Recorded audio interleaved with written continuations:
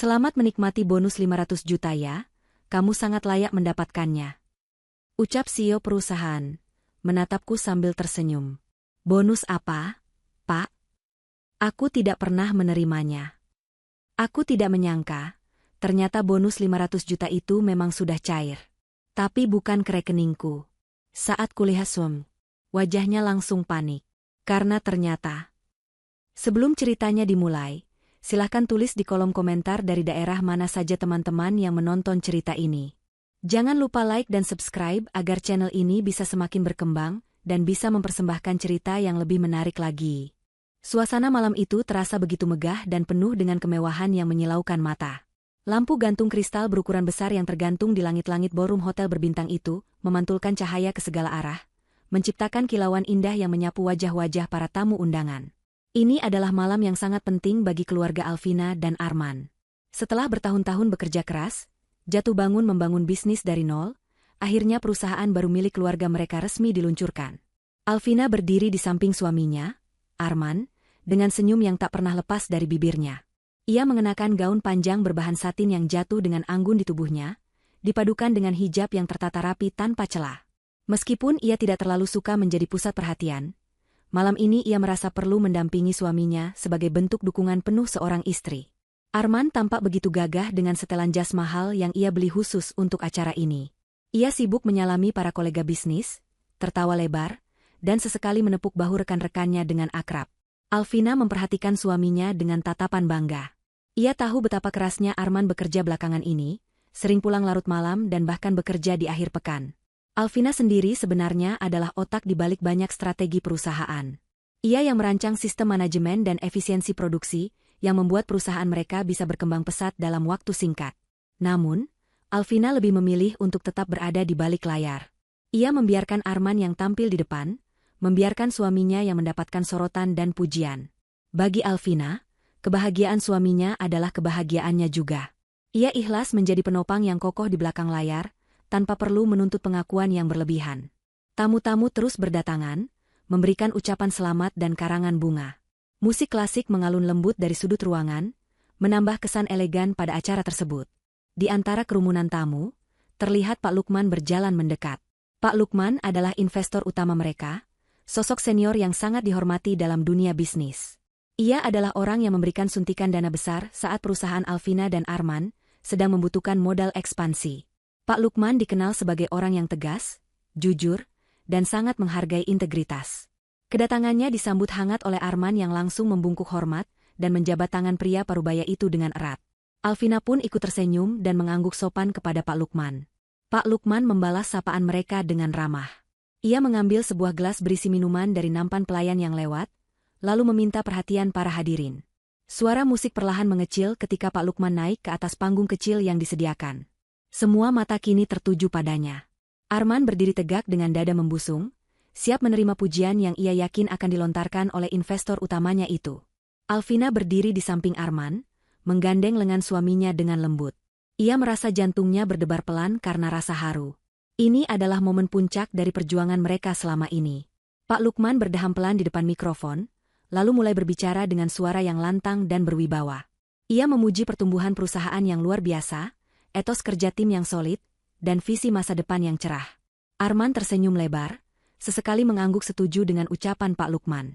Namun, suasana berubah menjadi hening ketika Pak Lukman tiba-tiba mengarahkan pandangannya lurus kepada Alvina. Tatapannya hangat dan penuh penghargaan. Pak Lukman mengangkat gelasnya tinggi-tinggi ke arah Alvina, membuat semua tamu undangan ikut menoleh ke arah wanita berhijab itu. Pak Lukman berkata dengan suara yang jelas terdengar ke seluruh penjuru ruangan, bahwa ia ingin memberikan apresiasi khusus. Selamat menikmati bonus 500 juta rupiahmu ya, Bu Alvina. Anda sangat layak mendapatkannya atas ide brilian bulan lalu yang menyelamatkan efisiensi produksi kita. Kalimat itu meluncur begitu saja dari mulut Pak Lukman, diikuti dengan tepuk tangan meriah dari beberapa tamu yang mengerti betapa besarnya kontribusi Alvina.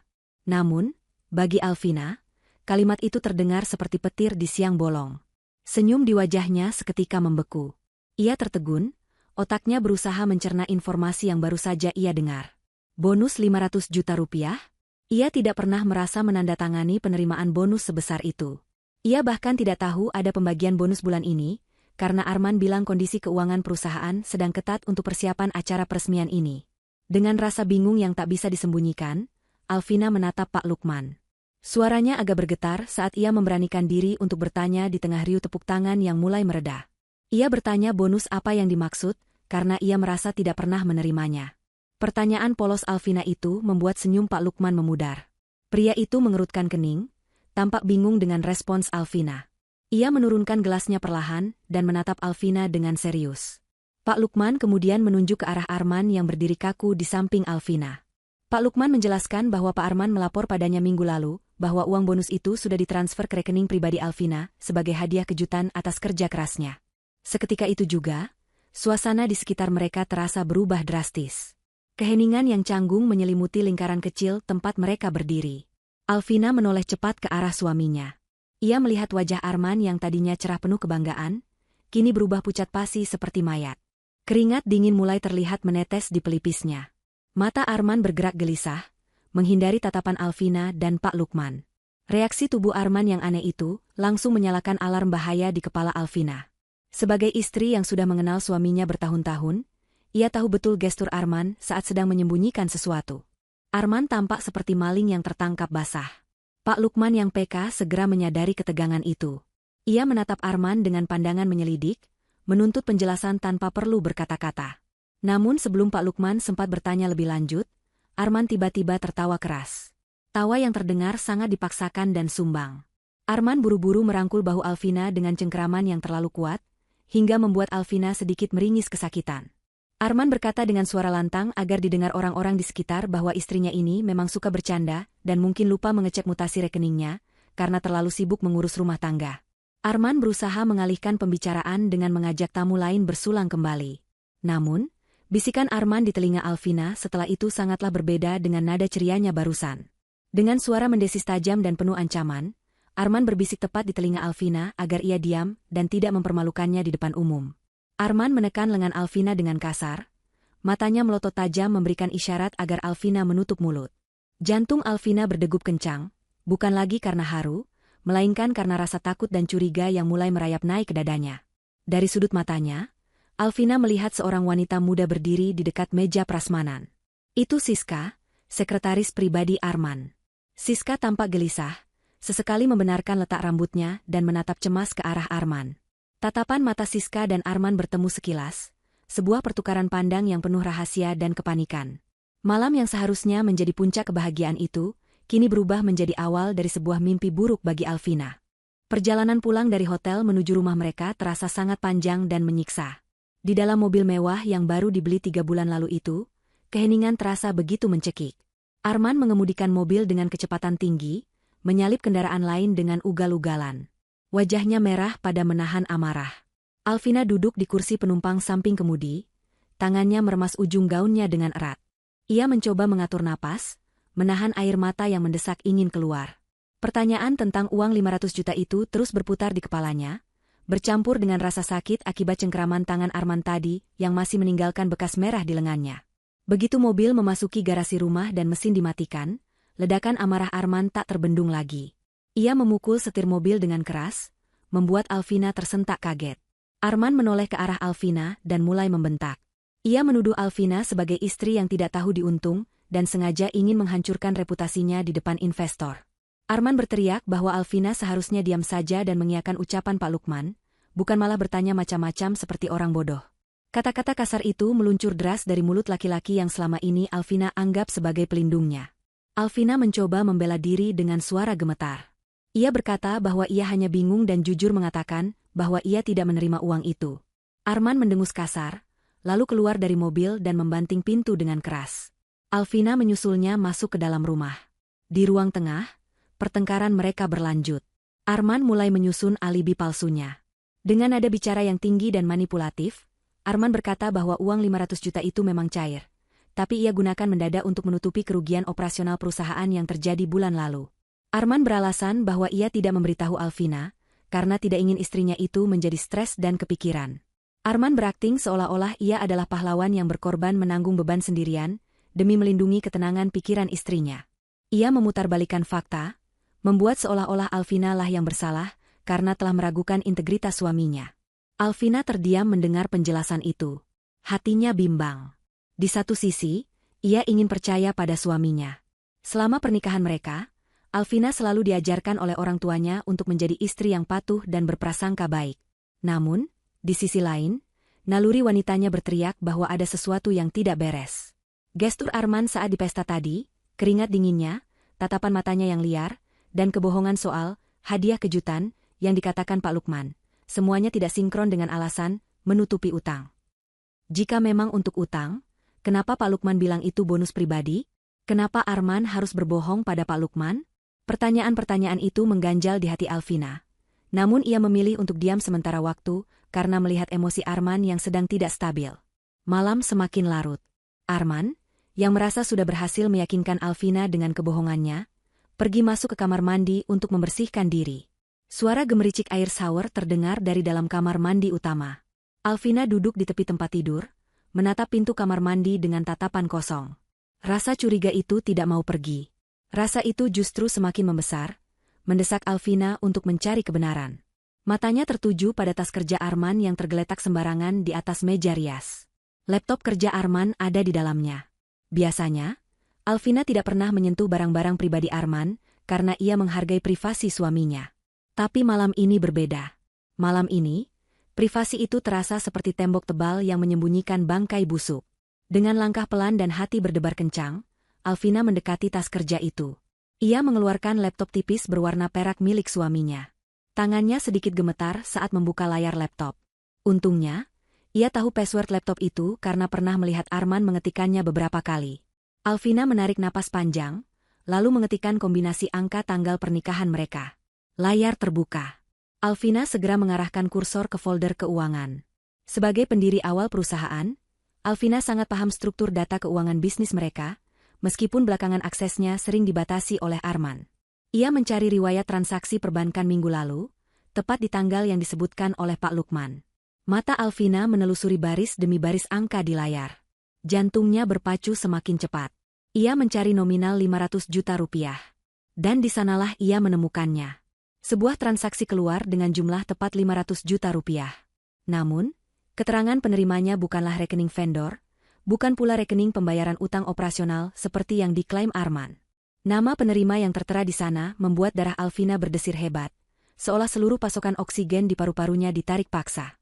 Di layar itu tertulis jelas, transfer ke Siska. Alvina menutup mulutnya dengan kedua tangan untuk menahan jeritan yang hendak meledak. Air mata yang sejak tadi ia tahan akhirnya tumpah ruah membasahi pipinya. Siska, sekretaris Arman. Wanita yang selalu bersikap manis dan sopan padanya setiap kali Alvina datang ke kantor. Wanita yang tadi malam berdiri gelisah di sudut ruangan pesta. Jadi, uang hasil keringat Alvina, uang bonus atas ide briliannya, telah dicuri oleh suaminya sendiri untuk diberikan kepada wanita lain. Alibi tentang menutupi utang perusahaan hanyalah omong kosong belaka. Arman telah berkhianat dengan cara yang paling menyakitkan. Alvina merasa dunianya runtuh seketika. Lututnya lemas hingga ia harus berpegangan pada pinggiran meja agar tidak jatuh. Bayangan wajah Arman yang marah-marah tadi kembali melintas. Ternyata kemarahan itu hanyalah topeng untuk menutupi ketakutan dan rasa bersalahnya. Alvina segera mengeluarkan ponselnya. Dengan tangan gemetar, ia memotret layar laptop itu sebagai bukti. Ia harus cepat sebelum Arman keluar dari kamar mandi. Ia tidak boleh gegabah. Jika ia melabrak Arman sekarang, suaminya pasti akan mengelak lagi atau bahkan melakukan kekerasan fisik. Alvina menghapus jejak aksesnya di laptop, menutupnya kembali, dan meletakkannya persis di posisi semula. Ia kemudian berbaring di tempat tidur, menarik selimut hingga menutupi seluruh tubuhnya, berpura-pura tidur. Di balik selimut itu, Alvina menangis dalam diam, meratapi nasib rumah tangganya yang kini berada di ujung tanduk, sambil bersumpah dalam hati bahwa ia tidak akan membiarkan pengkhianatan ini berlalu begitu saja tanpa balasan. Pagi itu matahari bersinar terik, namun hati Alvina terasa mendung dan dingin. Setelah malam yang panjang tanpa tidur, Alvina bangun dengan mata sembab yang ia samarkan dengan sedikit riasan wajah. Ia tetap menjalankan tugasnya sebagai istri, menyiapkan sarapan dan pakaian kerja Arman, seolah-olah tidak terjadi apa-apa semalam. Arman tampak terburu-buru, menyantap roti bakarnya dengan cepat tanpa menatap mata Alvina sedikitpun. Pria itu masih bersikap dingin, sisa dari pertengkaran mereka kemarin. Setelah Arman berangkat kerja, Alvina tidak tinggal diam di rumah. Rasa sakit hati yang bercampur dengan rasa penasaran mendorongnya untuk bergerak. Ia harus melihat dengan mata kepalanya sendiri kemana uang 500 juta rupiah itu mengalir. Berbekal informasi yang ia dapatkan dari laptop Arman semalam, Alvina memacu mobilnya menuju sebuah kafe yang terletak tepat di seberang gedung kantor perusahaan mereka. Ia memilih meja di sudut yang agak tersembunyi, di mana ia bisa memantau pintu masuk lobi kantor tanpa terlihat mencolok. 1 jam berlalu, kesabaran Alvina akhirnya membuahkan hasil. Sebuah taksi online premium berhenti di depan lobi. Pintu terbuka, dan keluarlah sosok wanita muda yang sangat ia kenal. Itu Siska. Namun, penampilan Siska pagi itu sangat berbeda dari biasanya. Wanita itu mengenakan setelan kerja yang terlihat sangat mewah, membalut tubuhnya dengan pas. Yang membuat napas Alvina tercekat adalah tas tangan yang dijinjing Siska dengan bangga. Itu adalah tas dari merek desainer ternama Eropa yang harganya setara dengan sebuah mobil keluarga tipe sederhana. Alvina mengenali tas itu karena ia pernah melihatnya di majalah, dan sempat mengutarakan keinginannya pada Arman beberapa bulan lalu. Saat itu, Arman menolaknya mentah-mentah dengan alasan mereka harus berhemat demi modal perusahaan. Arman bahkan menceramahinya panjang lebar tentang hidup sederhana. Kini, tas impian yang dilarang suaminya itu justru bertengger manis di lengan selingkuhan suaminya. Hati Alvina terasa seperti diremas kuat. Bukan karena ia gila harta, tetapi karena kebohongan Arman yang begitu menyakitkan. Alvina terus mengamati. Siska berjalan dengan dagu terangkat tinggi, menyapa satpam dengan gaya angkuh, seolah ia adalah pemilik perusahaan itu. Sepatu hak tinggi yang dikenakan Siska pun terlihat baru dan mengkilap, jelas bukan barang murah yang biasa dibeli di pasar swalayan. Alvina menghitung dalam hati, total harga pakaian dan aksesoris yang melekat di tubuh Siska pagi ini, saja mungkin sudah menghabiskan puluhan juta rupiah. Uang yang seharusnya menjadi hak Alvina, uang yang didapat dari kerja keras dan ide-idenya, kini dipakai untuk mempercantik wanita yang sedang menghancurkan rumah tangganya. Alvina mengepalkan tangannya di atas meja kafe, hingga buku-buku jarinya memutih. Ia merasa seperti orang bodoh yang selama ini ditipu mentah-mentah. Sore harinya, Alvina pulang ke rumah dengan membawa segunung bukti visual di dalam kepalanya. Ia berusaha menenangkan diri sebelum Arman pulang. Ketika suara mobil Arman terdengar memasuki garasi, Alvina menarik napas panjang. Begitu Arman masuk ke ruang tamu, Alvina mencoba membuka pembicaraan dengan nada datar namun menuntut. Ia bertanya pada Arman mengapa pengeluaran rumah tangga bulan ini terasa sangat ketat padahal perusahaan baru saja mendapat untung besar. Alvina juga menyinggung soal Siska yang terlihat memakai barang-barang mewah di kantor. Mendengar nama Siska disebut, wajah Arman langsung berubah tegang. Ia melempar tas kerjanya ke sofa dan mulai membentak Alvina lagi. Arman menuduh Alvina sebagai istri yang cemburuan dan tidak rasional. Ia membela Siska dengan mengatakan bahwa barang-barang itu mungkin barang tiruan atau hadiah dari orang tua Siska. Belum sempat perdebatan itu memanas, terdengar suara bel pintu yang ditekan berkali-kali dengan tidak sabaran. Arman membuka pintu, dan masuklah sosok wanita parubaya dengan wajah yang selalu tampak judes. Itu Ibu Hilda, ibu kandung Arman. Tanpa permisi, Ibu Hilda langsung masuk dan duduk di sofa utama, menatap Alvina dengan pandangan merendahkan. Rupanya Arman sudah mengadu pada ibunya soal pertengkaran mereka kemarin. Ibu Hilda langsung menunjuk wajah Alvina dan mulai memarahinya dengan suara melengking.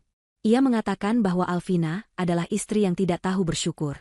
Menurut Ibu Hilda, Arman sudah bekerja banting tulang siang malam demi keluarga, tapi Alvina malah sibuk mencurigai dan menekan suaminya soal uang.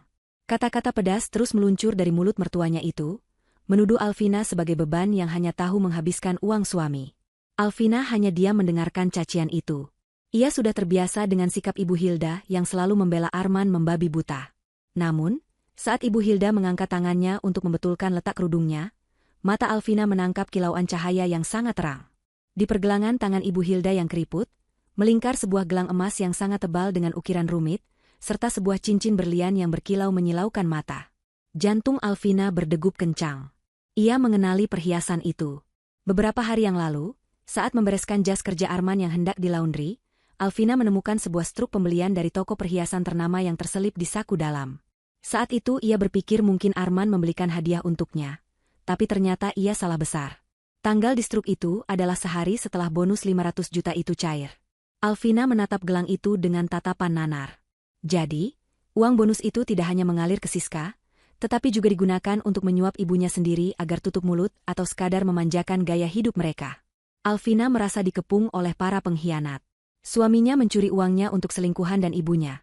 Sementara Alvina, pemilik sah uang tersebut, justru dimaki-maki sebagai istri yang tidak tahu diuntung.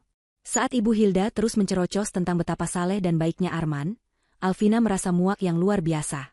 Ia menyadari bahwa di rumah ini, ia sendirian. Tidak ada yang memihaknya. Ibu Hilda dan Arman adalah satu paket manipulatif yang saling menutupi kebusukan masing-masing. Alvina memilih mundur ke kamarnya tanpa menjawab sepatah kata pun, meninggalkan ibu dan anak itu tertawa puas di ruang tamu, merasa menang karena berhasil membungkam Alvina. Namun di dalam kamarnya, Alvina tidak menangis lagi. Air matanya sudah kering. Kini, yang tersisa hanyalah tekad baja untuk membalas setiap rasa sakit yang mereka torehkan. Hari-hari berlalu menjadi minggu yang menyiksa. Suasana di rumah semakin mencekam. Arman kini tidak lagi menyembunyikan ketidaksukaannya pada Alvina. Ia jarang pulang, dan jika pulang pun, ia akan langsung tidur di kamar tamu dengan alasan lelah dan butuh ketenangan. Di sisi lain, Alvina merasakan perubahan drastis dalam aksesnya terhadap perusahaan. Suatu pagi, ketika ia mencoba masuk ke sistem perbankan perusahaan untuk mengecek arus kas bulanan, layarnya menampilkan pesan akses ditolak.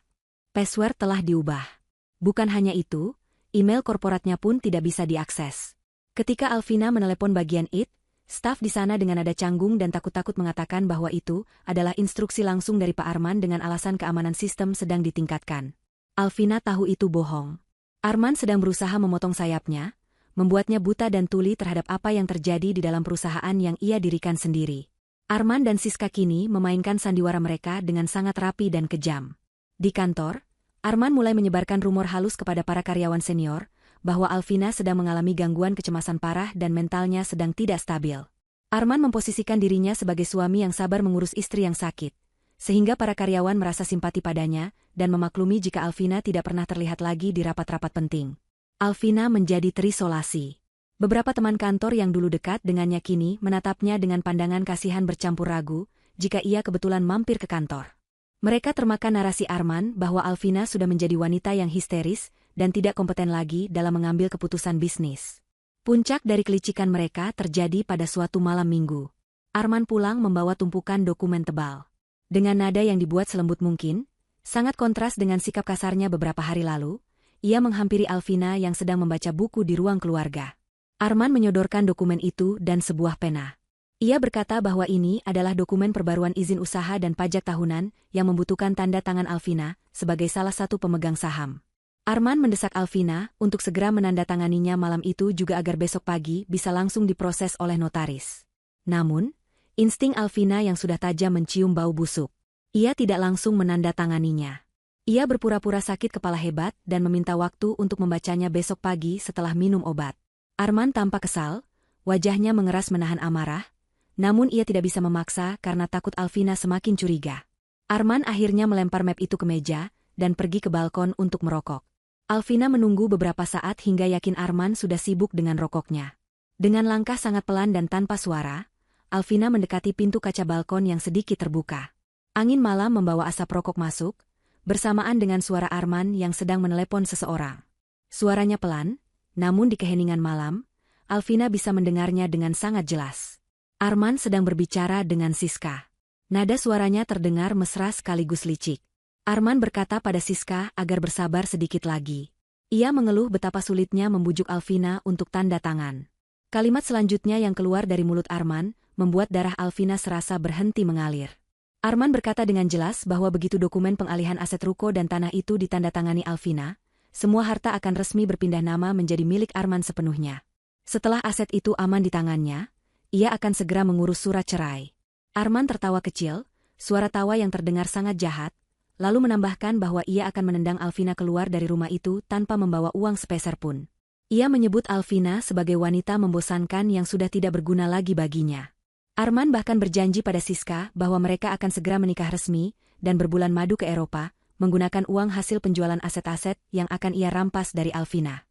Mendengar rencana busuk itu, tubuh Alvina gemetar hebat.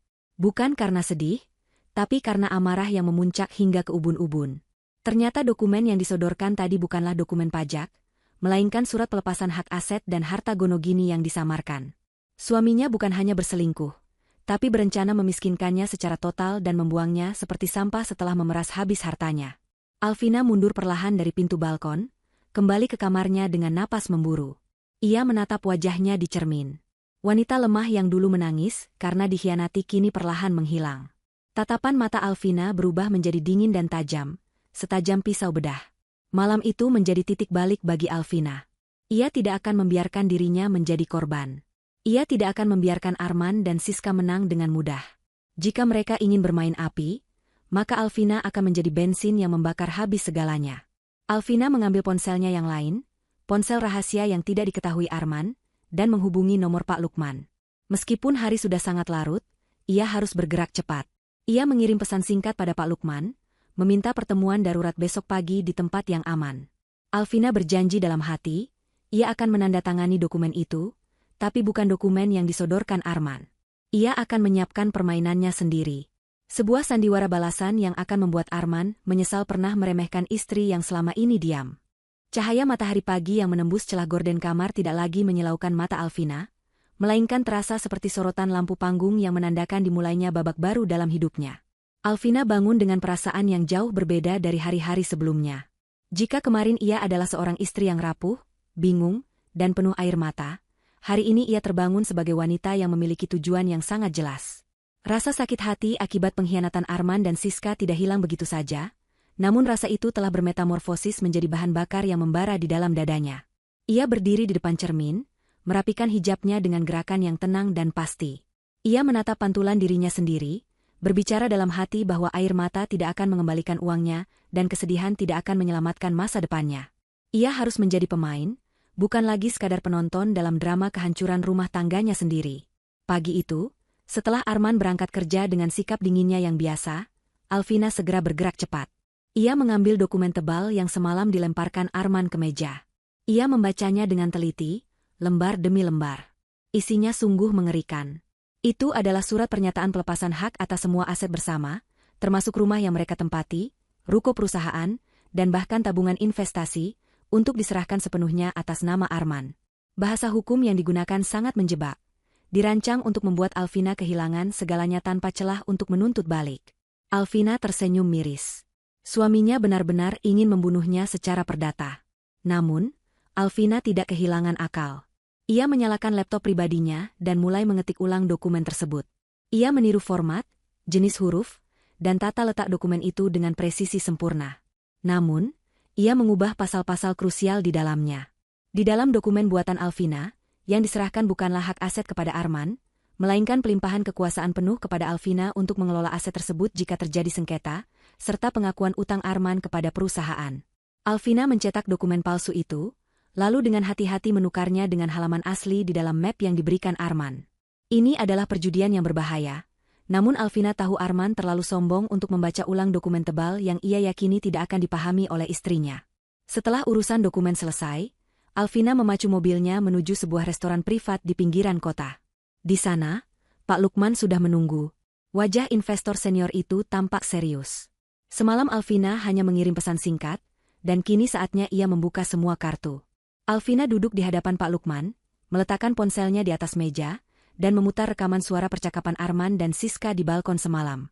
Suara Arman yang merencanakan perceraian dan pengusiran Alvina terdengar jelas di ruangan privat itu. Wajah Pak Lukman memerah menahan amarah. Ia mengepalkan tangannya di atas meja hingga gemetar. Pak Lukman adalah pria yang sangat menghormati nilai kekeluargaan dan kejujuran. Mendengar orang yang ia percaya, orang yang ia beri modal usaha, ternyata adalah seorang penipu ulung yang tega menindas istrinya sendiri, membuat darah Pak Lukman mendidih. Pak Lukman hendak menelepon pengacaranya saat itu juga untuk mempolisikan Arman, namun Alvina menahan tangan pria tua itu dengan lembut. Alvina menggeleng perlahan. Ia menjelaskan kepada Pak Lukman bahwa jika Arman ditangkap sekarang, ia hanya akan dipenjara beberapa tahun dan mungkin masih menyimpan sisa uang hasil curiannya. Alvina menginginkan keadilan yang lebih dari sekadar hukuman kurungan. Ia ingin Arman merasakan sakitnya kehilangan harapan, sama seperti yang Alvina rasakan. Alvina memaparkan rencananya dengan tenang. Ia meminta Pak Lukman untuk tidak menarik investasinya secara tiba-tiba yang bisa membuat Arman curiga. Sebaliknya, Alvina meminta Pak Lukman untuk ikut bermain dalam sandiwara ini. Ia membutuhkan Pak Lukman untuk mendukung skenario bisnis palsu yang akan ia umpankan kepada Arman. Pak Lukman menatap Alvina dengan pandangan baru. Ia tidak lagi melihat Alvina hanya sebagai istri mitra bisnisnya, melainkan sebagai seorang wanita cerdas yang memiliki strategi mematikan. Dengan anggukan mantap, Pak Lukman setuju untuk menjadi sekutu Alvina. Sore harinya, Alvina pulang ke rumah dan mempersiapkan panggung sandiwaranya. Ia memasak makanan kesukaan Arman, menata meja makan dengan rapi, dan menyemprotkan pengharum ruangan. Ketika Arman pulang, ia disambut dengan senyum manis Alvina, sesuatu yang sudah hilang selama berminggu-minggu. Arman tampak kaget sekaligus curiga melihat perubahan sikap istrinya. Namun, ego laki-lakinya membuatnya berpikir bahwa taktik isolasi dan tekanan mental yang ia lakukan berhasil membuat Alvina menyerah. Alvina menghampiri Arman, mengambil tas kerjanya, dan mencium tangan suaminya dengan takzim. Ia berkata dengan suara lembut bahwa ia sudah memikirkan semuanya seharian ini. Alvina mengaku bersalah karena terlalu curigaan dan emosional belakangan ini. Ia mengatakan bahwa ia sadar, sebagai istri ia harusnya mendukung suami sepenuhnya, termasuk dalam urusan pengelolaan aset demi kemajuan bisnis mereka. Arman berusaha menyembunyikan senyum kemenangannya. Ia merasa di atas angin. Ia duduk di meja makan dengan gaya angkuh selayaknya raja kecil. Setelah makan malam, Arman langsung menagih janji. Ia mengeluarkan pena emas dari saku jasnya dan menyodorkan map dokumen, yang isinya sudah ditukar oleh Alvina, ke hadapan istrinya. Arman mendesak Alvina untuk segera tanda tangan, agar ia tidak perlu repot mengurus administrasi yang rumit sendirian. Jantung Alvina berdegup kencang saat ia memegang pena itu. Ia harus berakting meyakinkan. Tangan Alvina sengaja dibuat sedikit gemetar, seolah ia ragu namun pasrah. Ia menatap mata Arman, mencari sisa-sisa hati nurani di sana, namun yang ia temukan hanyalah ketidaksabaran dan keserakahan. Arman bahkan mengetuk-ngetuk meja, menyuruhnya cepat. Dengan mengucap bismillah dalam hati, Alvina membubuhkan tanda tangannya di atas kertas itu. Tanda tangan yang bagi Arman berarti kemenangan mutlak. Namun bagi Alvina adalah jebakan yang akan menjepit leher suaminya sendiri. Arman langsung menyambar map itu begitu Alvina selesai. Ia tidak memeriksanya lagi. Ia hanya melihat sekilas bahwa ada tanda tangan Alvina di sana, dan itu sudah cukup baginya. Arman tersenyum lebar, kali ini senyum yang benar-benar lepas, karena ia merasa seluruh harta kekayaan kini ada dalam genggamannya.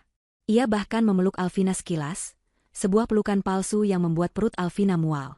Arman berkata bahwa Alvina adalah istri yang baik dan penurut, dan berjanji bahwa mulai sekarang hidup mereka akan lebih bahagia. Alvina hanya mengangguk pelan, menyembunyikan tatapan dinginnya. Dalam hati ia menjawab bahwa memang hidupnya akan lebih bahagia, tapi tanpa Arman di dalamnya. Malam itu, Arman tidur dengan nyenyak sambil memimpikan liburan mewahnya bersama Siska, sementara Alvina terjaga, menatap langit-langit kamar, menyusun langkah selanjutnya untuk memberikan pukulan yang jauh lebih keras. Beberapa hari setelah penandatanganan dokumen itu, suasana rumah tampak tenang di permukaan, namun arus deras sedang bergolak di dasarnya. Arman yang merasa posisinya sudah aman, kembali sibuk dengan Siska dan mulai jarang pulang. Ia bahkan sudah mulai berani mengangkat telepon dari Siska di depan Alvina, dengan alasan urusan pekerjaan mendesak. Alvina membiarkan semua itu terjadi. Ia menunggu momen yang tepat untuk melempar umpan besarnya. Kesempatan itu datang saat sarapan pagi di hari Minggu. Arman sedang duduk santai membaca berita bisnis di tabletnya.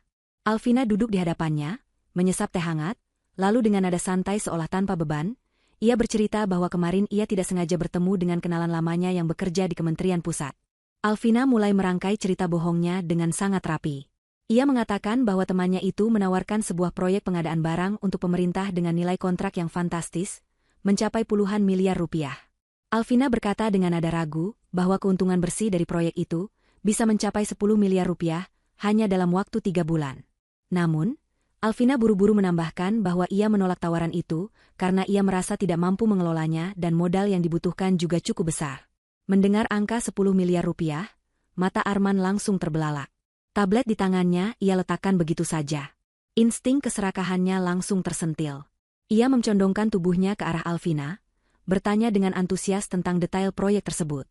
Alvina berpura-pura tidak tertarik. Ia berkata bahwa proyek itu terlalu berisiko, karena membutuhkan dana talangan awal sebesar 2 miliar rupiah, yang harus disetor tunai dalam waktu 24 jam, sebagai jaminan keseriusan vendor. Alvina beralasan bahwa uang kas perusahaan mereka tidak cukup, dan ia tidak mau pusing mencari pinjaman. Justru sikap Alvina yang acuh tak acuh inilah yang membuat Arman semakin bernafsu. Dalam pikiran Arman, ini adalah kesempatan emas untuk melipat gandakan kekayaannya sebelum ia menceraikan Alvina.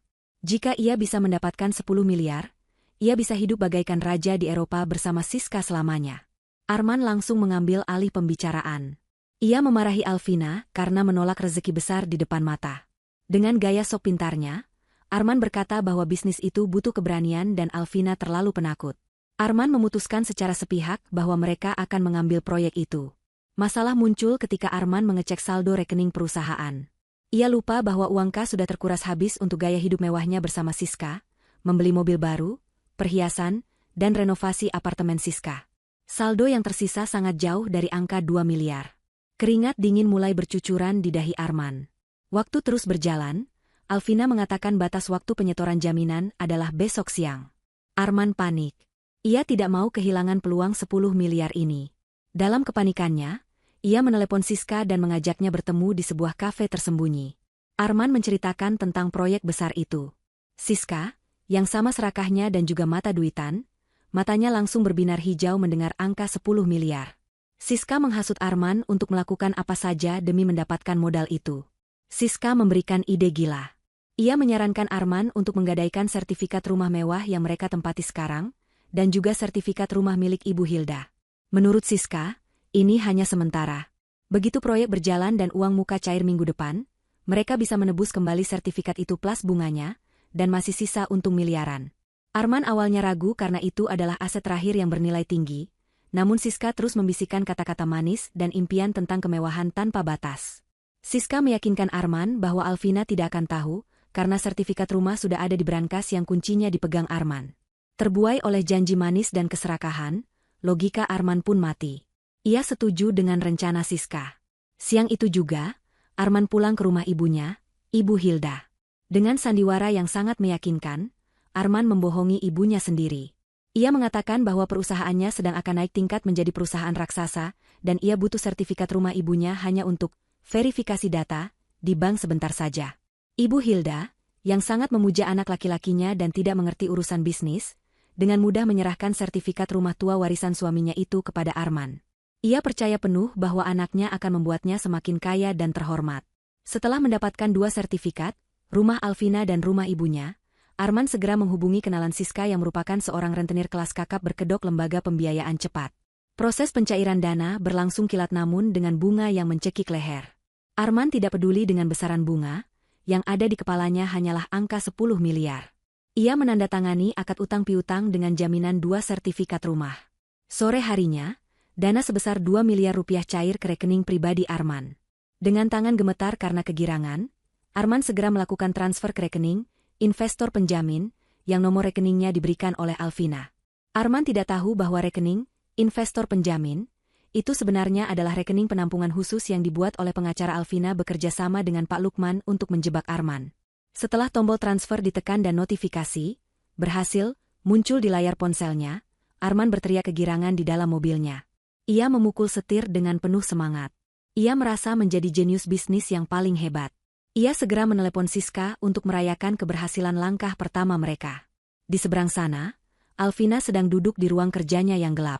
Ponselnya bergetar. Sebuah pesan masuk dari Pak Lukman berupa tangkapan layar bukti masuknya dana 2 miliar rupiah ke rekening jebakan.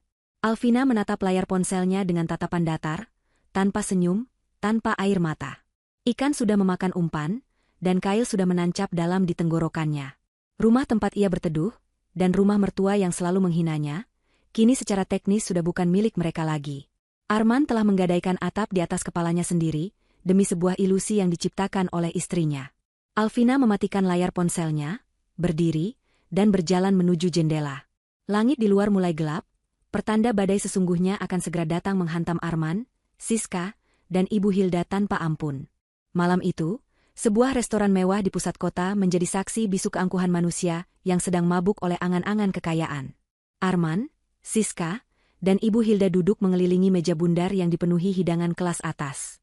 Aroma steak daging impor dan makanan laut segar menguar di udara, bercampur dengan tawa renyah mereka yang terdengar begitu percaya diri. Arman baru saja mentraktir ibu dan selingkuhannya itu sebagai bentuk perayaan awal, atas apa yang ia yakini sebagai kesuksesan investasi 10 miliar rupiah. Di mata Arman, uang 2 miliar yang ia transfer tadi siang hanyalah biji kecil yang akan tumbuh menjadi pohon uang raksasa dalam hitungan hari. Ia merasa seperti Raja Midas, di mana apapun yang disentuhnya akan berubah menjadi emas. Rasa cemas karena menggadaikan 2 sertifikat rumah tadi siang sudah lenyap sepenuhnya, tertutup oleh bayangan hidup mewah yang menanti di depan mata. Ibu Hilda tampak begitu bahagia. Wanita paruh baya itu tidak henti-hentinya memuji putra kesayangannya. Sambil memotong daging di piringnya, Ibu Hilda berkata dengan suara lantang bahwa ia selalu tahu Arman ditakdirkan menjadi orang besar. Ia membandingkan Arman dengan mendiang suaminya, mengatakan bahwa Arman jauh lebih pintar dan berani mengambil risiko. Ibu Hilda sama sekali tidak tahu bahwa keberanian yang ia puji itu sebenarnya adalah kebodohan yang sedang menyeretnya ke jurang kemiskinan. Ia tidak tahu bahwa rumah tempat ia berteduh, rumah penuh kenangan tempat ia membesarkan Arman, kini nasibnya berada di tangan rentenir yang tidak mengenal belas kasihan. Bagi Ibu Hilda, Arman adalah anak berbakti yang sedang meminjam sertifikat sebentar untuk formalitas bank, seperti yang dijelaskan Arman dengan penuh kebohongan. Ibu Hilda bahkan sempat menyindir Alvina, mengatakan betapa bersyukurnya ia malam ini mereka bisa makan enak tanpa kehadiran menantunya yang dianggap pembawa sial dan perusak suasana itu. Siska, yang duduk di samping Arman, bersikap seolah-olah ia adalah nyonya besar yang sah. Ia melayani Arman dengan manja, menuangkan air ke gelasnya, dan sesekali membisikkan kata-kata mesra yang membuat Arman tersenyum lebar. Siska sudah mulai merencanakan daftar belanjaan baru. Di kepalanya, ia sudah membayangkan deretan tas bermerek, sepatu desainer, dan liburan musim panas ke Paris yang dijanjikan Arman. Siska merasa menang telak. Ia berhasil merebut hati Arman, menguasai dompetnya, dan sebentar lagi akan menyingkirkan istri sahnya. Ia menatap Ibu Hilda dengan pandangan hormat yang dibuat-buat, berusaha mengambil hati calon mertuanya itu agar posisinya semakin aman. Mereka bertiga tertawa, bersulang dengan gelas minuman mahal, merayakan kemenangan semu di atas penderitaan orang lain yang belum mereka sadari akan berbalik menghantam mereka. Sementara itu, di sebuah rumah besar yang sepi, suasana yang sangat kontras sedang terjadi. Alvina tidak sedang menangis di pojokan kamar seperti yang mungkin dibayangkan oleh Arman. Wanita itu justru sedang bergerak dengan efisiensi yang menakutkan. Di dalam kamar utama yang selama ini menjadi saksi bisu kesedihannya, Alvina membuka lemari pakaian besar mereka. Ia tidak mengambil semua barang. Ia hanya memilih pakaian-pakaian miliknya, baju-baju kerja, dan hijab-hijab kesayangannya. Ia melipatnya dengan rapi dan memasukkannya ke dalam 2 koper besar yang sudah ia siapkan. Setiap gerakan tangannya terasa tegas, tidak ada keraguan sedikit pun. Alvina tahu, malam ini adalah malam terakhir ia menginjakan kaki di rumah yang penuh dengan kepalsuan ini. Rumah yang dibangun dengan keringat bersama, namun kini terasa seperti penjara yang menyesakkan dada. Alvina kemudian beralih ke meja rias. Ia membuka laci-laci kecil tempat ia menyimpan barang-barang berharga. Ia mengambil kotak perhiasan berisi emas kawin dan perhiasan yang ia beli dengan uang hasil kerjanya sendiri sebelum menikah. Itu adalah hak mutlaknya. Namun, ia meninggalkan cincin pernikahan bertahtakan berlian kecil pemberian Arman di atas meja rias, tepat di samping botol parfum suaminya. Ia melepaskan cincin itu dari jari manisnya tanpa rasa berat hati, seolah melepaskan beban bertonton yang selama ini membelenggu jarinya. Cincin itu berkilau tertimpa cahaya lampu kamar. Namun bagi Alvina, kilauan itu sudah mati. Tidak ada lagi cinta, tidak ada lagi rasa hormat. Yang tersisa hanyalah sebuah benda logam dingin yang menjadi simbol janji suci yang telah dikhianati dan diinjak-injak oleh pasangannya. Setelah urusan di kamar selesai, Alvina turun ke lantai bawah. Ia membawa kopernya satu persatu. Langkah kakinya bergema di ruang tamu yang luas dan kosong. Ia berhenti sejenak, memandang sekeliling ruangan yang penuh dengan perabotan mewah pilihan Arman.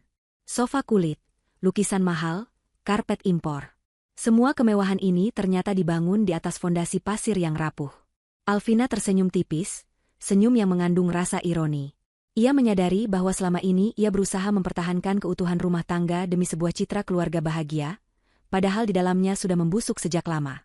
Alvina berjalan menuju dapur, mengambil segelas air putih, dan meminumnya dengan tenang. Ia tidak ingin pergi dengan rasa haus atau terburu-buru. Ia ingin pergi dengan kepala tegak, sebagai wanita merdeka yang memilih untuk menyelamatkan dirinya sendiri. Sebelum keluar dari pintu utama, Alvina meletakkan kunci rumah cadangan yang biasa ia pegang di atas meja konsol dekat pintu masuk. Ia juga meletakkan sebuah amplop putih di samping kunci itu. Di dalamnya bukan surat cinta atau surat perpisahan penuh air mata, melainkan salinan tagihan listrik dan air bulan ini yang belum dibayar. Sebuah pesan tersirat bahwa mulai detik ini, Arman harus mengurus hidupnya sendiri, sekecil apapun itu. Alvina menarik pegangan koper, membuka pintu, dan melangkah keluar menuju mobilnya yang sudah terparkir di halaman. Angin malam menerpa wajahnya, terasa sejuk dan menyegarkan. Untuk pertama kalinya dalam waktu yang sangat lama, Alvina bisa bernapas dengan lega. Ia masuk ke dalam mobil, menyalakan mesin, dan perlahan meninggalkan rumah megah yang sebentar lagi akan menjadi neraka bagi penghuninya. Alvina tidak menoleh ke belakang sedikit pun. Baginya, masa lalu sudah tertutup rapat di belakang gerbang pagar rumah itu. Keesokan paginya, Arman bangun dengan kepala yang sedikit pening akibat pesta semalam. Ia meraba sisi tempat tidur di sebelahnya, kosong dan dingin. Ia berpikir Alvina mungkin sudah bangun pagi-pagi untuk ke pasar atau merajuk di kamar tamu seperti biasanya. Arman tidak peduli. Ia bangkit dengan malas, berjalan menuju kamar mandi sambil bersiul kecil. Suasana hatinya masih sangat baik. Setelah mandi dan berpakaian rapi, ia turun ke ruang makan, berharap sarapan sudah tersedia. Namun, meja makan kosong. Tidak ada nasi goreng, tidak ada kopi panas, tidak ada Alvina yang menyambutnya. Arman mengerutkan kening, rasa kesalnya mulai muncul. Ia memanggil nama Alvina dengan suara keras, namun hanya gemas suaranya sendiri yang menjawab. Ia mencari ke dapur, ke ruang tamu, bahkan ke taman belakang. Nihil. Rumah itu kosong melompong. Saat Arman kembali ke ruang tamu dengan perasaan dongkol, ponselnya bergetar panjang. Sebuah notifikasi email masuk. Arman membuka ponselnya dan matanya membelalak membaca judul email tersebut, Undangan Rapat Umum Pemegang Saham Luar Biasa, RUPSLB.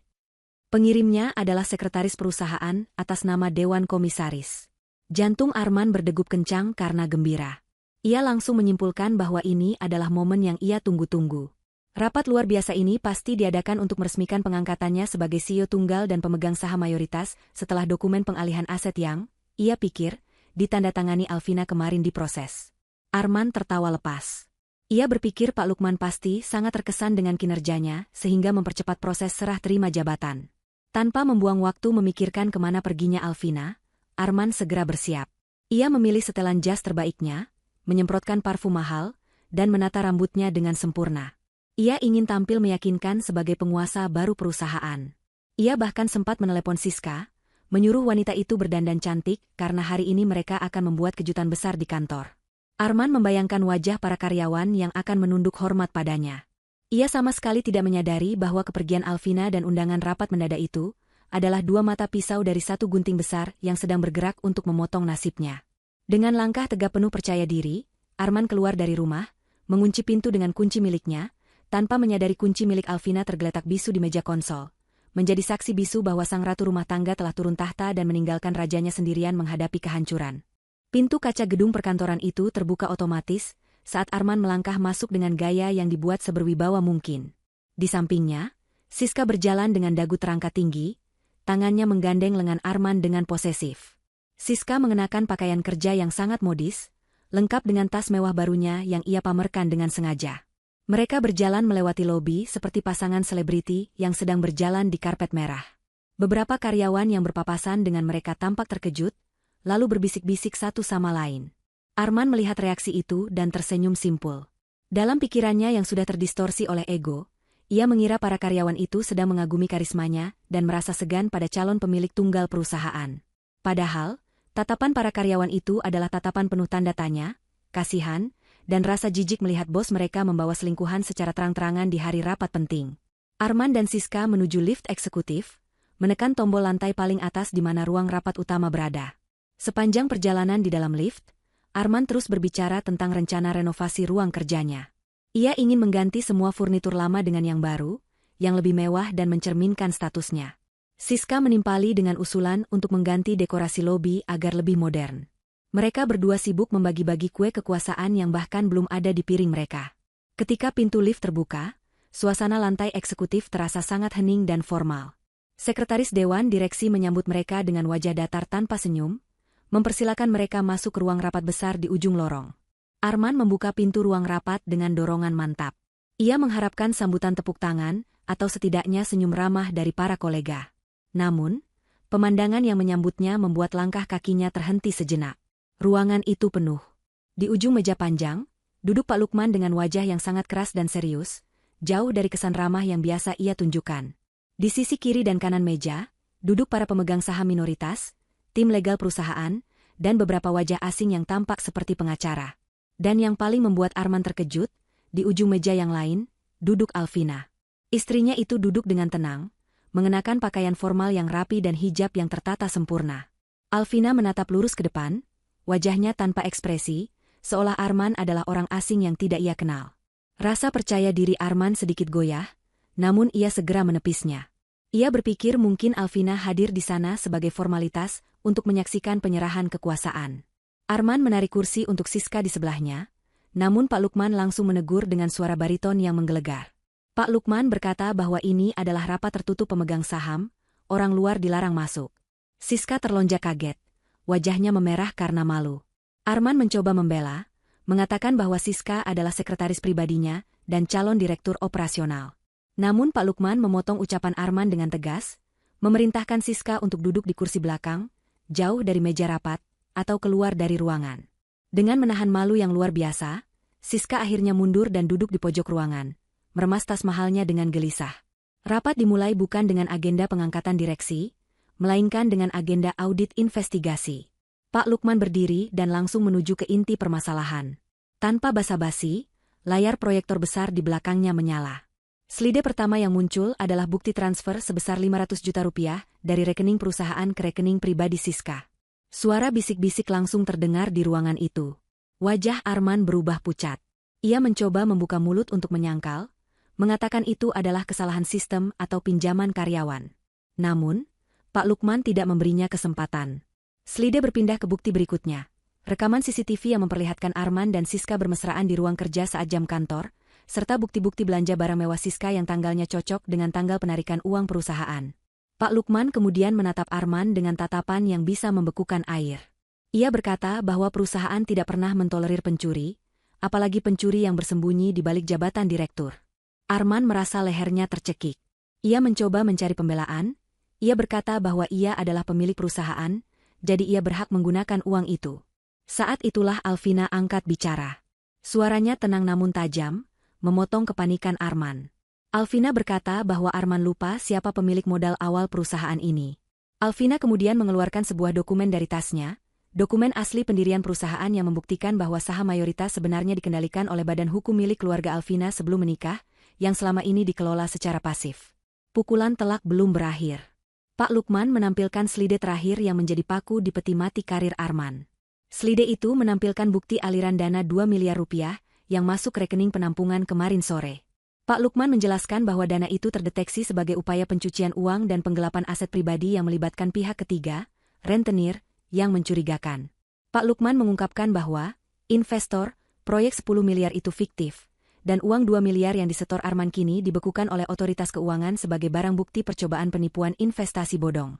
Arman ternganga. Mulutnya terbuka tapi tidak ada suara yang keluar. Ia baru sadar bahwa proyek 10 miliar itu hanyalah jebakan. Uang 2 miliar hasil gadai sertifikat rumah kini hilang, tertahan di sistem yang tidak bisa ia akses. Di tengah kekacauan pikiran Arman, tiba-tiba ponsel Siska di pojok ruangan berbunyi nyaring. Siska mengangkatnya dengan tangan gemetar. Detik berikutnya, Siska menjerit histeris. Semua orang menoleh padanya. Sambil menangis meraung-raung, Siska berteriak pada Arman bahwa orang-orang bertubuh besar sedang mengangkut semua barang dari apartemennya dan menyita mobil barunya yang sedang diparkir di bawah.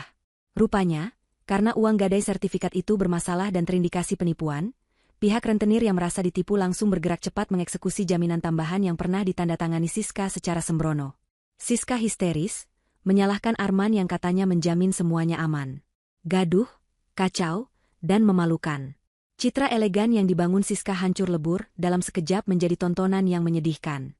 Saat kepanikan memuncak, pintu ruang rapat terbuka lagi.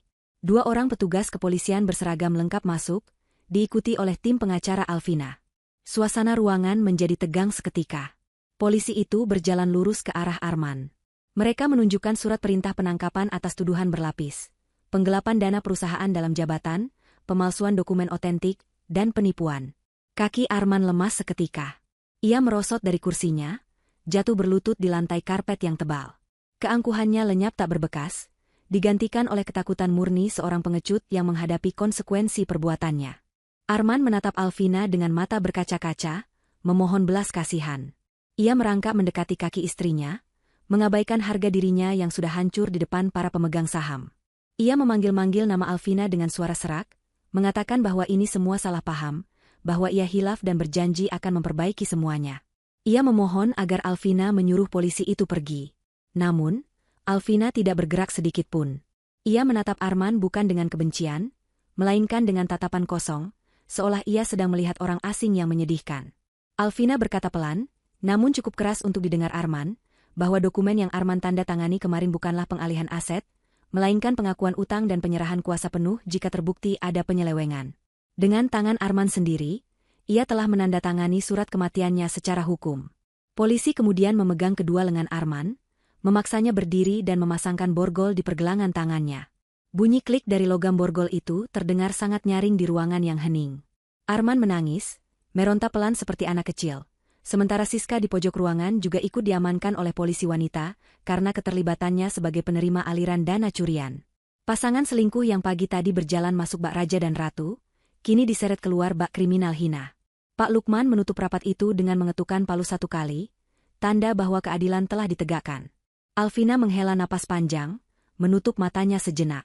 Badai terbesar sudah lewat, menghancurkan benalu-benalu di hidupnya, dan menyisakan lahan kosong yang siap ia bangun kembali dengan fondasi yang jauh lebih kuat.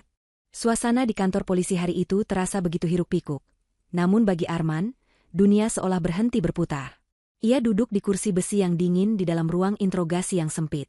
Dinding-dinding ruangan itu berwarna kusam, mengeluarkan aroma lembab yang menusuk hidung, sangat kontras dengan ruang kantornya yang wangi dan ber-AC dingin. Tangan Arman masih terborgol di atas meja. Kemeja jas mahalnya kini kusut masai, dasinya sudah longgar tak karuan, dan rambutnya yang tadi pagi tertata rapi kini acak-acakan karena ia berkali-kali menjambaknya sendiri karena frustrasi. Di hadapannya, seorang penyidik kepolisian duduk dengan santai sambil membolak-balik tumpukan berkas bukti yang diserahkan oleh tim pengacara Alvina. Setiap lembar kertas yang dibalik terdengar seperti suara vonis mati bagi masa depan Arman. Ia mencoba mengajukan pembelaan, mengatakan bahwa ia adalah korban penipuan investasi, namun penyidik itu hanya tersenyum sinis.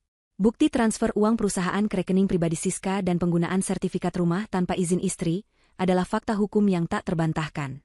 Sementara Arman sedang menjalani pemeriksaan intensif, drama lain sedang terjadi di luar kantor polisi. Ibu Hilda baru saja tiba dengan taksi. Ia datang dengan tergopoh-gopoh, wajahnya panik bercampur marah. Ia mendapat kabar dari salah satu karyawan kantor yang mengenalnya bahwa Arman dibawa polisi. Dengan gaya bicaranya yang meledak-ledak, Ibu Hilda menerobos masuk lobi kantor polisi, berteriak-teriak meminta anaknya dibebaskan. Ia memaki petugas jaga, mengatakan bahwa mereka telah salah tangkap karena anaknya adalah direktur terhormat, bukan penjahat. Petugas berusaha menenangkannya, namun Ibu Hilda semakin histeris. Ia menuntut untuk bertemu Arman saat itu juga. Namun, aksesnya ditolak karena pemeriksaan sedang berlangsung. Dengan perasaan dongkol dan bingung, Ibu Hilda akhirnya memutuskan untuk pulang dulu ke rumahnya untuk mengambil surat-surat tanah asli sebagai bukti bahwa mereka keluarga berada, berharap itu bisa menjamin penangguhan penahanan Arman. Ibu Hilda sampai di depan pagar rumahnya dengan napas tersengal. Namun, pemandangan yang menyambutnya membuat jantungnya seakan berhenti berdetak. Di gerbang rumah tuanya yang penuh kenangan itu, tertempel stiker besar bertuliskan, "Disita", dengan logo pengadilan dan pihak lembaga pembiayaan. Beberapa orang bertubuh kekar sedang berjaga di depan pagar, sementara beberapa orang lain terlihat sedang mengangkut barang-barang elektronik dari dalam rumah ke sebuah truk bak terbuka. Ibu Hilda menjerit histeris. Ia berlari mendekat, mencoba menghalangi orang-orang itu. Ia berteriak bahwa ini adalah rumahnya, rumah warisan suaminya, dan tidak ada yang berhak mengambilnya. Salah satu petugas sita mendekatinya dan menunjukkan salinan akad kredit yang ditandatangani Arman kemarin siang.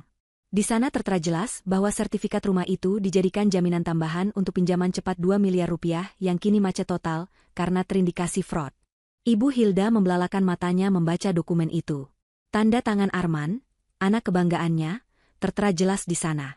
Kakinya lemas seketika. Tubuhnya merosot jatuh ke aspal yang panas. Tetangga-tetangga mulai berkerumun, berbisik-bisik melihat kejadian memalukan itu.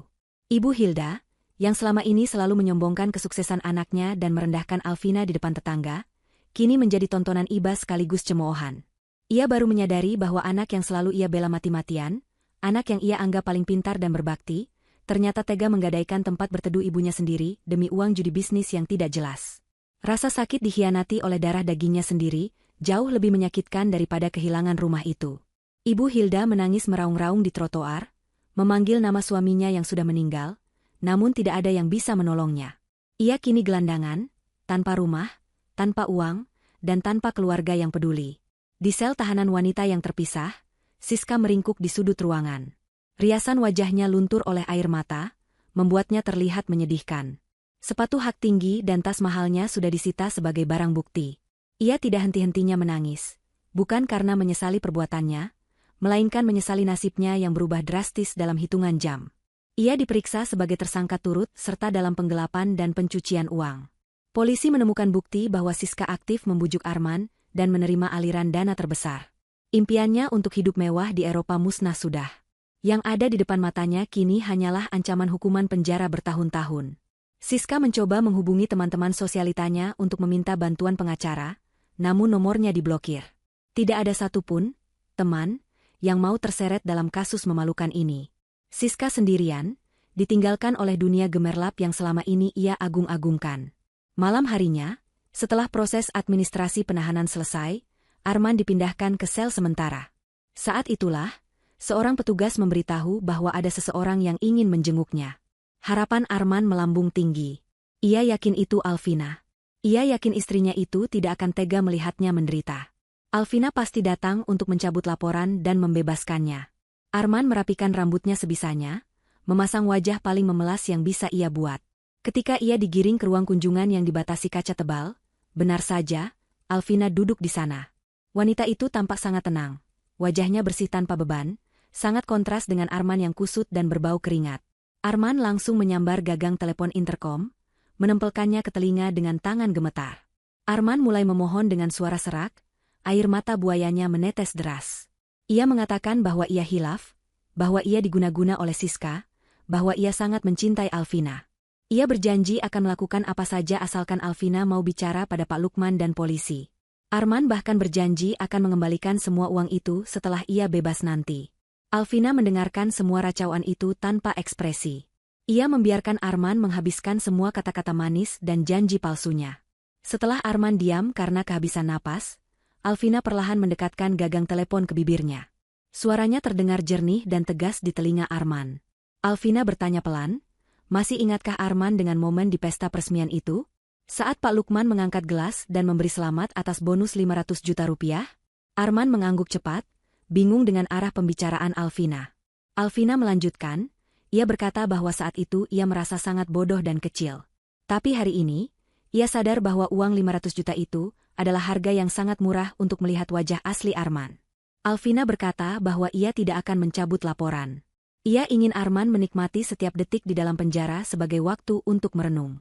Alvina menegaskan bahwa bonus 500 juta itu, anggap saja sebagai tiket VIP yang Arman beli sendiri untuk menuju kehancuran hidupnya. Arman ternganga. Ia tidak menyangka Alvina bisa setegas dan sedingin ini. Ia mencoba berteriak, memaki Alvina, menyebutnya istri durhaka. Namun Alvina sudah meletakkan gagang telepon itu kembali ke tempatnya. Alvina berdiri, membetulkan letak tasnya, dan berbalik pergi tanpa menoleh lagi.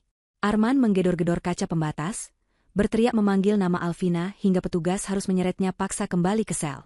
Di lorong yang sepi, Alvina berjalan keluar dari kantor polisi. Langit malam itu terlihat gelap tanpa bintang. Tapi bagi Alvina, itu adalah pemandangan paling indah yang pernah ia lihat. Ia menghirup udara malam dalam-dalam, merasakan sensasi kebebasan yang sesungguhnya mengisi paru-parunya. Beban berat yang selama ini menindih pundaknya telah hilang. Karma telah bekerja dengan caranya yang sempurna, dan Alvina siap menyambut hidup barunya. Waktu bergulir dengan cepat, membawa perubahan musim dan nasib bagi setiap tokoh dalam cerita ini. 6 bulan telah berlalu sejak skandal besar yang mengguncang perusahaan itu terjadi. Di balik tembok penjara yang tinggi dan dingin, Arman menjalani hari-harinya dengan penuh penderitaan. Kehidupan penjara sangat keras bagi pria yang terbiasa hidup manja dan mewah sepertinya. Ia sering menjadi sasaran perundungan narapidana lain, karena sikapnya yang cengeng dan pengecut.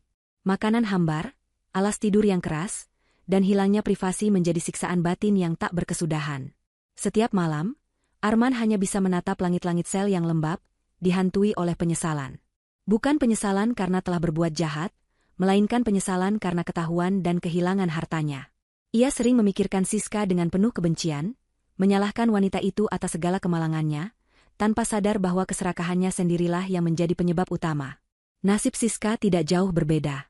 Ia divonis hukuman penjara yang cukup lama karena peran aktifnya dalam pencucian uang. Di penjara wanita, Siska kehilangan seluruh pesonanya. Tanpa perawatan kulit mahal dan pakaian bermerek, ia terlihat tua dan layu. Ia dikucilkan oleh sesama tahanan, karena sifatnya yang sombong dan suka memerintah. Siska yang dulu bangga menjadi simpanan bos kaya, kini hanyalah narapidana nomor sekian yang harus menyikat lantai kamar mandi setiap pagi sebagai bagian dari tugas piket. Tidak ada lagi teman sosialita, tidak ada lagi pujian, yang ada hanyalah kenyataan pahit bahwa ia telah membuang masa mudanya untuk mengejar fata morgana yang menghancurkan dirinya sendiri. Sementara itu, nasib Ibu Hilda mungkin adalah yang paling tragis. Setelah rumahnya disita dan ia tidak memiliki kerabat yang mau menampung karena sifat buruknya di masa lalu, Ibu Hilda akhirnya dibawa oleh dinas sosial ke sebuah panti werda milik pemerintah. Di sana, ia tinggal di bangsal besar bersama puluhan lansia lainnya. Tidak ada lagi kamar pribadi yang nyaman, tidak ada lagi pelayan yang bisa ia marahi sesuka hati. Ibu Hilda menghabiskan hari-harinya dengan duduk melamun di kursi taman panti, menatap kosong ke arah gerbang, berharap Arman akan datang menjemputnya dengan mobil mewah. Namun harapan itu sia-sia. Seringkali ia menangis sendirian, meratapi nasibnya yang berakhir sebatang kara di panti jompo, menjadi orang asing di antara orang asing, menanggung buah dari didikan salah yang ia tanamkan pada anaknya sendiri.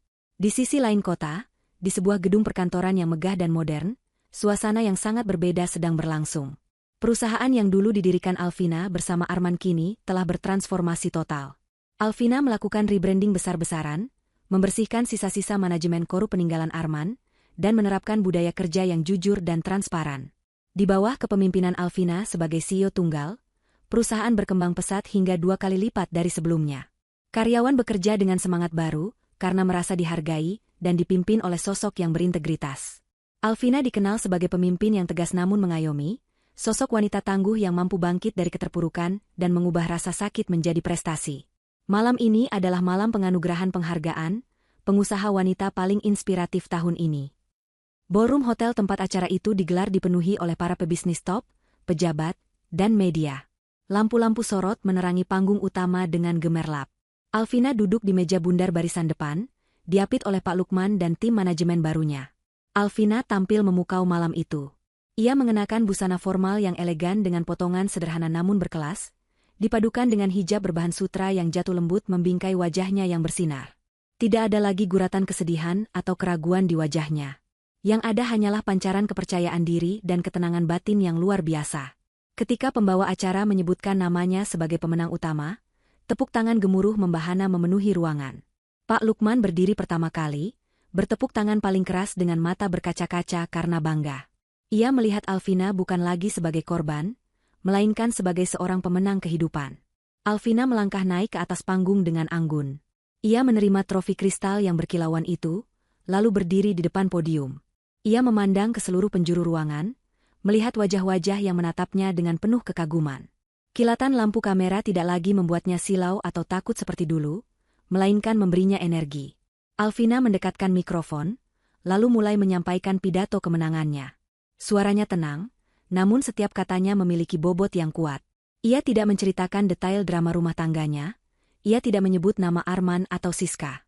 Ia berbicara tentang kekuatan kejujuran, tentang keberanian untuk melepaskan hal-hal yang menyakitkan demi meraih harga diri, dan tentang keyakinan bahwa keadilan Tuhan itu nyata. Alvina berkata bahwa penghargaan ini bukan hanya untuk dirinya, tetapi untuk setiap wanita yang pernah merasa dikhianati dan diremehkan, agar mereka tahu bahwa mereka memiliki kekuatan untuk bangkit dan berdiri di atas kaki sendiri. Pidato itu ditutup dengan tepuk tangan yang panjang dan meriah. Banyak hadirin yang terharu menitikkan air mata. Setelah turun dari panggung, Alvina kembali ke mejanya. Pelayan menuangkan minuman ke gelasnya. Alvina mengangkat gelas itu, menatap Pak Lukman yang tersenyum padanya. Momen ini mengingatkannya pada kejadian 6 bulan lalu, saat sebuah toast dari Pak Lukman menjadi awal dari badai dalam hidupnya. Namun kini, toast ini memiliki makna yang berbeda. Alvina tersenyum tulus, mengangkat gelasnya sedikit lebih tinggi ke arah Pak Lukman dan rekan-rekannya. Ia berbisik pelan, untuk kejujuran, dan untuk hidup yang bebas dari kepalsuan. Pak Lukman dan yang lainnya ikut mengangkat gelas, bersulang dengan penuh sukacita. Alvina menyesap minumannya dengan perasaan lega yang tiada tara. Di luar sana, malam mungkin gelap, tapi di dalam hati Alvina, fajar baru telah menyingsing dengan sangat terang. Ia telah melewati badai, menenggelamkan kapal-kapal pengkhianat, dan kini ia berlayar sendirian dengan gagah menuju masa depan yang cerah dan penuh harapan. Cerita hidupnya bukan berakhir dengan air mata kesedihan, melainkan dengan senyum kemenangan seorang wanita yang berhasil merebut kembali mahkotanya.